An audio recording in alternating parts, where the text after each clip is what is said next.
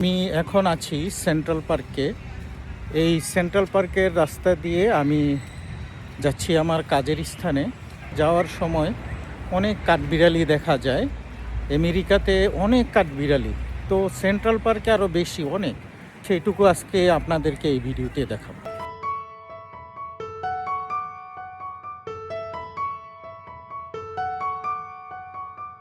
এটি হলো new York সিটির সেন্ট্রাল পার্ক।